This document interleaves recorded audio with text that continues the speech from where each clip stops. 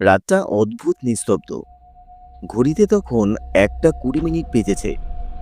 বৃষ্টি থেমে গেছে ঠিকই, শুধু টিপ টিপ করে জল পড়ছে কোথার থেকে। আমি একাই থাকি।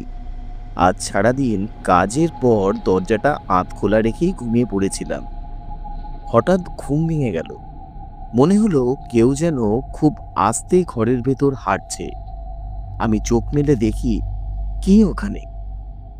কোনো উত্তর নেই, শুধু একটা শ্বাসের শব্দ, খুব ধীরে, খুব ঠান্ডা। দরজার ফাঁক দিয়ে দেখলাম বাইরের আলোতে এক টুকরো ছায়া দাঁড়িয়ে আছে, নড়ছে না, স্থির হয়ে তাকিয়ে আছে আমার দিকেই।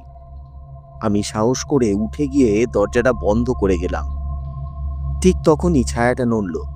একটা বিকৃত হাসি ছড়িয়ে পড়ল পুরো ঘরে। ভয়ে আমি দরজাটা ঠাস করে বন্ধ করে দিলাম। তারপর নিস্তব্ধতা, শুধু নিস্তব্ধতা। আমি ভাবলাম হয়তো স্বপ্ন দেখেছি।